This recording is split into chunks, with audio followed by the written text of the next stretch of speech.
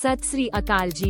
ਮੈਂ NRI matters TV news ਤੋਂ ਹਰਮਨ ਕੌਰ ਹਾਜ਼ਰ ਹਾਂ ਇੱਕ ਨਵੇਂ ਕੇਸ ਦੇ ਨਾਲ। ਇਹ ਕੇਸ ਪਟਿਆਲਾ ਦੇ ਇੱਕ ਐਨਆਰਆਈ ਪਰਿਵਾਰ ਨਾਲ ਸੰਬੰਧ ਰੱਖਦਾ ਹੈ। ਸਾਨੂੰ ਇਹਨਾਂ ਦੀ ਇੱਕ ਵੀਡੀਓ ਮਿਲੀ ਸੀ ਜਿਸ ਵਿੱਚ ਤਕਰੀਬਨ 80 ਸਾਲ ਦੀ ਉਮਰ ਦੇ ਮਾਤਾ ਜੀ ਹਨ ਤੇ ਉਹ ਬਹੁਤ ਬਿਮਾਰ ਦਿਖਾਈ ਦੇ ਰਹੇ ਨੇ। ਉਹ ਉਸ ਸਮੇਂ ਹਸਪੀਟਲ ਵਿੱਚ ਐਡਮਿਟ ਹਨ।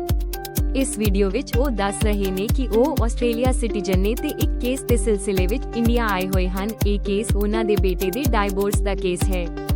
ਨਵੰਬਰ 2023 ਤੋਂ ਇੰਡੀਆ ਵਿੱਚ ਬਿਮਾਰੀ ਦੀ ਹਾਲਤ ਵਿੱਚ ਬਿਲਕੁਲ ਇਕੱਲੇ ਰਹਿ ਰਹੇ ਹਨ। ਇਹਨਾਂ ਤੇ ਪੈਸਾ ਠੱਗਣ ਲਈ ਝੂਠਾ ਕੇਸ ਪਾਇਆ ਗਿਆ ਹੈ। ਇਸ ਕੇਸ ਦੇ ਰਿਲੇਟਡ ਉਹਨਾਂ ਨੇ ਸਾਨੂੰ ਕੁਝ ਡਾਕੂਮੈਂਟ ਭੇਜੇ ਹਨ ਜਿਨ੍ਹਾਂ ਤੋਂ ਪਤਾ ਲੱਗਦਾ ਹੈ ਕਿ ਇਹ ਕੇਸ ਬਿਲਕੁਲ ਝੂਠਾ ਹੈ। ਇਹਨਾਂ ਬਾਰੇ ਆਪਾਂ ਅੱਗੇ ਡਿਸਕਸ ਕਰਾਂਗੇ। ਇਸ ਦੌਰਾਨ ਅਸੀਂ ਉਹਨਾਂ ਨੂੰ ਕਾਲ ਤੇ ਲੈਣ ਲਈ ਵੀ ਕੋਸ਼ਿਸ਼ ਕਰਾਂਗੇ ਤਾਂ ਜੋ ਗੱਲਾਂ ਹੋਰ ਕਲੀਅਰ ਹੋ ਸਕਣ।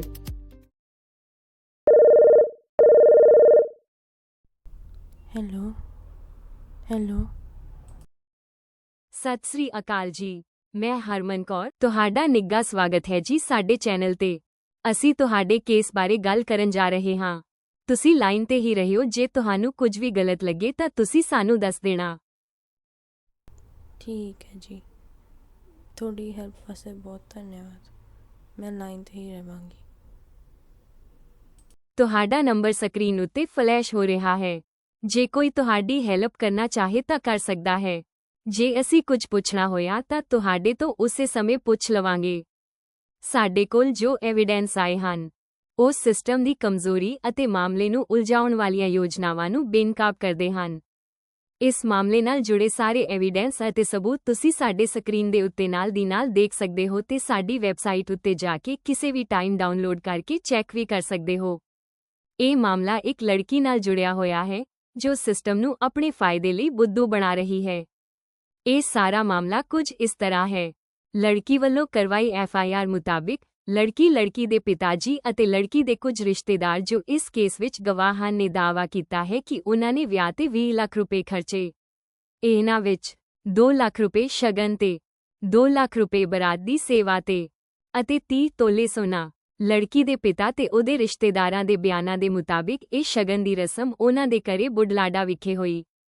ਸ਼ਗਨ ਦੀ ਰਸਮ ਸਮੇਂ ਉਨ੍ਹਾਂ ਨੇ ਮੁੰਡੇ ਵਾਲਿਆਂ ਨੂੰ 10 ਲੱਖ ਰੁਪਏ ਕੈਸ਼ ਦਿੱਤਾ। ਲੜਕੀ ਦੇ ਪਿਤਾ ਦੇ ਬਿਆਨਾਂ ਦੇ ਮੁਤਾਬਿਕ 7 ਲੱਖ ਰੁਪਏ ਕੈਸ਼ ਦਿੱਤਾ ਇਹ ਬੋਲ ਕੇ ਕਿ ਇਹ ਕੁੜੀ ਦਾ ਇਸਤਰੀ ਧਨ ਹੈ। ਮੁੰਡੇ ਵਾਲਿਆਂ ਦੇ ਦਿਖਾਏ ਗਏ ਐਵੀਡੈਂਸ ਦੇ ਮੁਤਾਬਿਕ ਲੜਕੀ ਨੇ ਆਪਣੇ ਐਫੀਡੇਵਿਟ ਵਿੱਚ ਅਤੇ ਕੋਰਟ ਵਿੱਚ ਦਿੱਤੇ ਆਪਣੇ ਬਿਆਨਾਂ ਵਿੱਚ ਸਾਫ਼ ਲਿਖਿਆ ਹੈ ਕਿ ਮੁੰਡੇ ਵਾਲਿਆਂ ਨੇ ਵਿਆਹ ਤੋਂ ਪਹਿਲਾਂ ਉਨ੍ਹਾਂ ਦੇ ਘਰ ਆਉਣਾ ਸੀ ਪਰ ਕੋਈ ਉਨ੍ਹਾਂ ਦੇ ਘਰ ਬੁਢਲਾਡਾ ਵਿਖੇ ਨਹੀਂ ਆਇਆ। ਫਿਰ ਇਹ ਰਸਮ ਕਿਵੇਂ ਸੰਭਵ ਹੋਈ? ਲੜਕੀ ਦੇ ਦੱਸਣ ਦੇ ਮੁਤਾਬਿਕ ਜਦ ਲੜਕੇ ਵਾਲੇ ਉਨ੍ਹਾਂ ਦੇ ਘਰ ਗਏ ਹੀ ਨਹੀਂ ਤਾਂ ਸ਼ਗਨ ਦੀ ਰਸਮ ਉਨ੍ਹਾਂ ਦੇ ਘਰੇ ਕਿਵੇਂ ਹੋਈ ਅਤੇ ਫਿਰ ਇਹ ਖਰਚੇ ਕਿਵੇਂ ਹੋ ਸਕਦੇ ਨੇ? ਜੇ ਕੋਈ ਘਰੇ ਗਿਆ ਹੀ ਨਹੀਂ ਤਾਂ 2 ਲੱਖ ਰੁਪਏ ਸ਼ਗਨ ਤੇ ਖਰਚਾ ਕਿਵੇਂ ਆ ਸਕਦਾ ਹੈ? ਕੁੜੀ ਦੇ ਪਿਤਾ ਜੀ ਦੱਸ ਰਹੇ ਨੇ 7 ਲੱਖ ਰੁਪਏ ਕੈਸ਼ ਦਿੱਤਾ ਸ਼ਗਨ ਤੇ।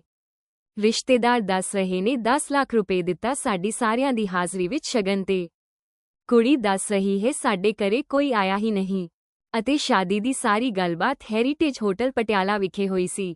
ਸ਼ਾਦੀ ਦੀ ਡੇਟ 11 ਸੀ ਫਿਰ 11 ਨੂੰ ਚੇਂਜ ਕਰਕੇ 12 ਕਰ ਦਿੱਤੀ ਗਈ। ਇਹ ਸਾਰਾ ਕੁਝ ਵੀ ਫੋਨ ਦੇ ਉੱਤੇ ਹੀ ਹੋਇਆ। ਐਫਆਈਆਰ ਦੇ ਮੁਤਾਬਿਕ ਬਰਾਤ ਤੇ 2 ਲੱਖ ਰੁਪਏ ਖਰਚਾ ਹੋਇਆ। ਕੁੜੀ ਵਾਲਿਆਂ ਵੱਲੋਂ ਬਰਾਤ ਦੇ ਖਰਚੇ ਦਾ ਬਿੱਲ 95,000 ਲਗਾਇਆ ਹੋਇਆ ਹੈ। ਰਸੀਦ ਉੱਤੇ ਕਿਸੇ ਦਾ ਨਾਮ ਨਹੀਂ ਹੈ।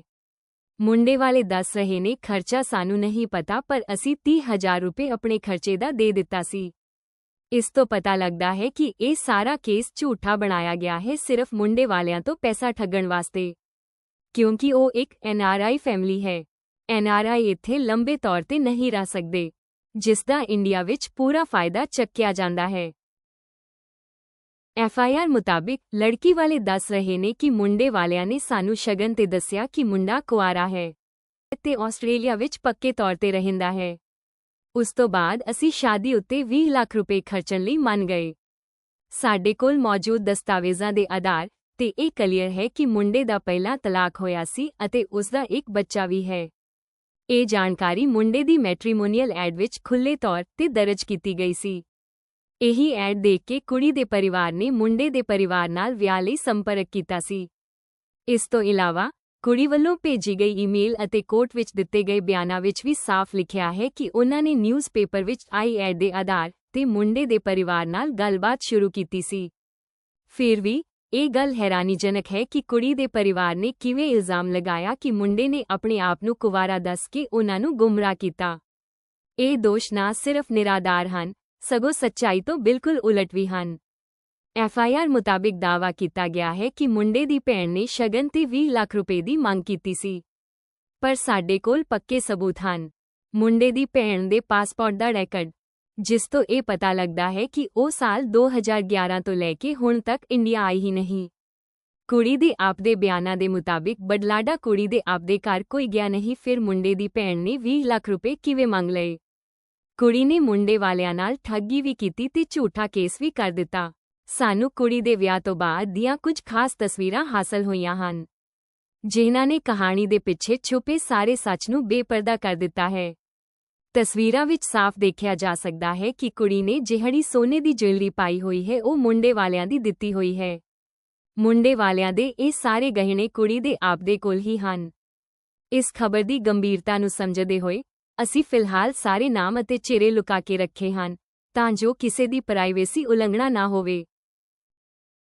ਐਫਆਈਆਰ ਦੇ ਮੁਤਾਬਿਕ ਕੁੜੀ ਵਾਲਿਆਂ ਨੇ ਕੁੜੀ ਦੇ ਅਕਾਊਂਟ ਵਿੱਚ 5,75,000 ਜਮ੍ਹਾਂ ਕਰਵਾਇਆ। ਕੁੜੀ ਦੇ ਅਕਾਊਂਟ ਵਿੱਚ ਪਹਿਲਾਂ ਤੋਂ 1,86,000 ਜਮ੍ਹਾਂ ਸੀ ਅਤੇ 2,39,000 ਉਨ੍ਹਾਂ ਨੇ ਮੁੰਡੇ ਵਾਲਿਆਂ ਨੂੰ ਕੈਸ਼ ਦਿੱਤਾ।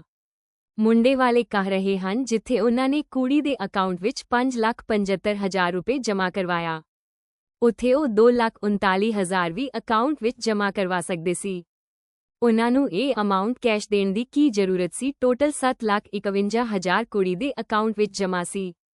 ਮੁੰਡੇ ਵਾਲਿਆਂ ਦੇ ਆਸਟ੍ਰੇਲੀਆ ਆਉਣ ਤੋਂ ਬਾਅਦ ਵੀ ਇਹ ਪੈਸਾ ਕੁੜੀ ਦੇ ਅਕਾਊਂਟ ਵਿੱਚ ਜਮ੍ਹਾਂ ਹੈ, ਜਿਸ ਦੀਆਂ ਬੈਂਕ ਸਟੇਟਮੈਂਟਸ ਤੁਹਾਨੂੰ ਵੈਬਸਾਈਟ ਤੋਂ ਮਿਲ ਜਾਣਗੀਆਂ ਅਤੇ ਜਿਸ 5,75,000 ਦੀ ਕੁੜੀ ਗੱਲ ਕਰ ਰਹੀ ਹੈ ਉਸ ਵਿੱਚੋਂ 5 ਲੱਖ ਰੁਪਏ ਮੁੰਡੇ ਵਾਲਿਆਂ ਨੇ ਦਿੱਤੇ ਸੀ।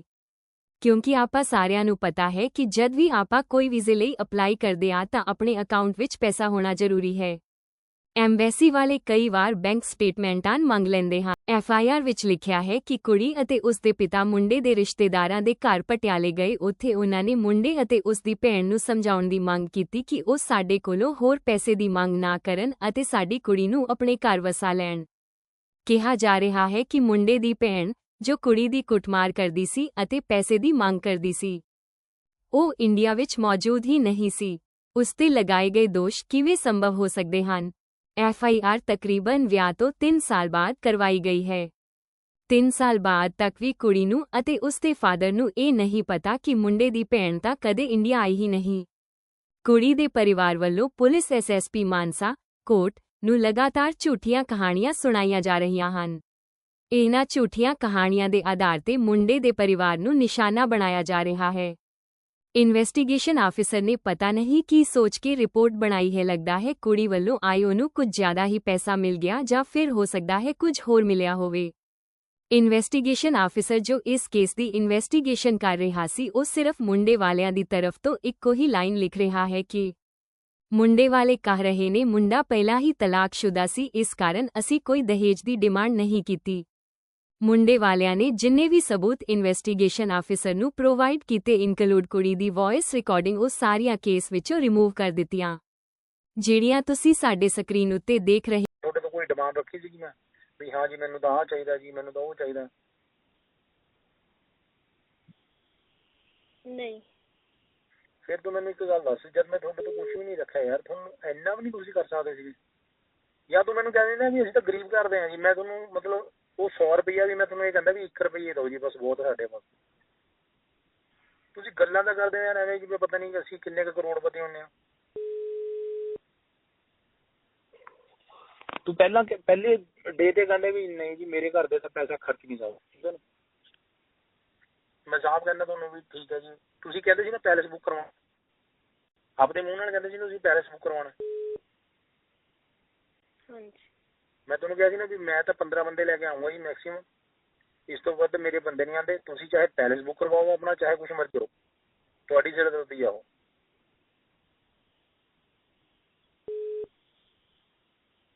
ਕਿਹਾ ਜੀ ਕਿ ਨਹੀਂ? ਹਾਂਜੀ। ਮੈਂ ਤੁਹਾਨੂੰ ਇਹ ਵੀ ਕਿਹਾ ਸੀਗਾ ਵੀ ਤੁਸੀਂ ਗਲੀ 'ਚ ਟੈਂਟ ਵੀ ਲਗਾਓਗੇ ਨਾ ਤਾਂ ਵੀ ਸਾਨੂੰ ਕੋਈ ਉਹਦੇ ਨਾਲ ਲੈਣਾ ਦੇਣਾ ਨਹੀਂ ਹੈਗਾ।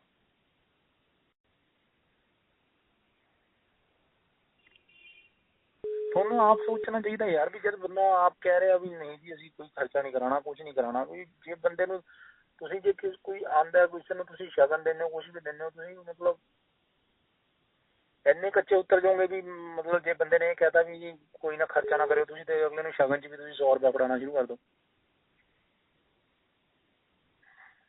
FIR ਵਿੱਚ ਲਿਖਿਆ ਹੈ ਕਿ ਮੁੰਡੇ ਵਾਲੇ ਬਹੁਤ ਹੀ ਲਾਲਚੀ ਕਿਸਮ ਦੇ ਲੋਕ ਹਨ ਤੇ ਮੇਰੇ ਤੋਂ ਬਾਰ-ਬਾਰ ਦਹੇਜ ਦੀ ਮੰਗ ਕਰਦੇ ਹਨ। ਕੁੜੀ ਦੇ ਆਪਦੇ ਹੀ ਕੋਰਟ ਦੇ ਵਿੱਚ ਦਿੱਤੇ ਗਏ ਬਿਆਨਾਂ ਵਿੱਚ ਲਿਖਿਆ ਹੋਇਆ ਹੈ, ਮੁੰਡੇ ਵਾਲਿਆਂ ਨੇ ਕਿਸੇ ਦਾਜ ਦਹੇਜ ਦੀ ਮੰਗ ਨਹੀਂ ਕੀਤੀ ਅਤੇ ਮੇਰਾ ਵਿਆਹ ਬਹੁਤ ਸਾਦੇ ਢੰਗ ਨਾਲ ਹੋਇਆ।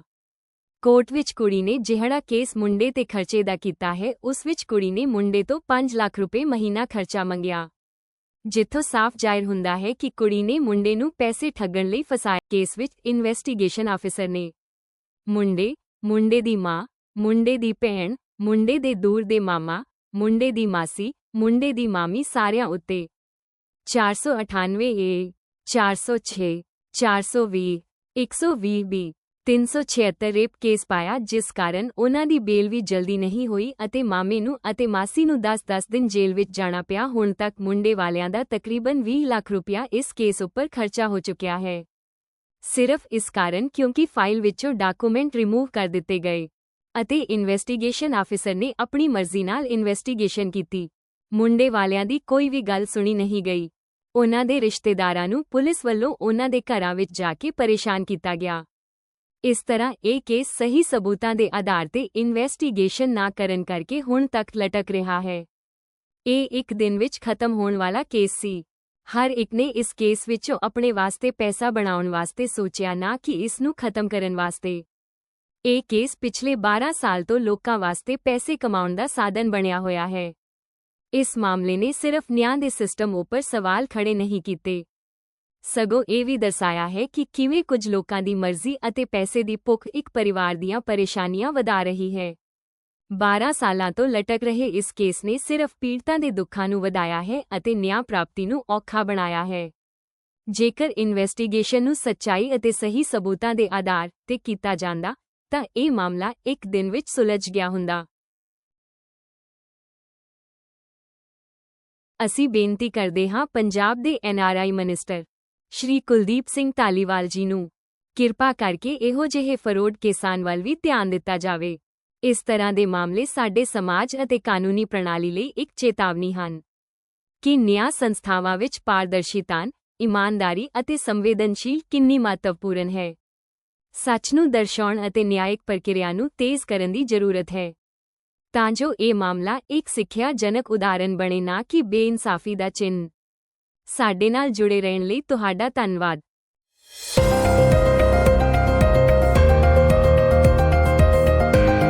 यदि आप हमारी NRI मैटर्स न्यूज चैनल को किसी भी प्रकार की जानकारी या समाचार देना चाहते हैं, तो कृपया हमसे संपर्क करें। आपकी जानकारी हमारे लिए महत्वपूर्ण है और हम इसे उचित मंच पर पहुंचाने का प्रयास करेंगे। संपर्क करने के लिए हमें व्हाट्सएप करें या ईमेल भेजें। धन्यवाद।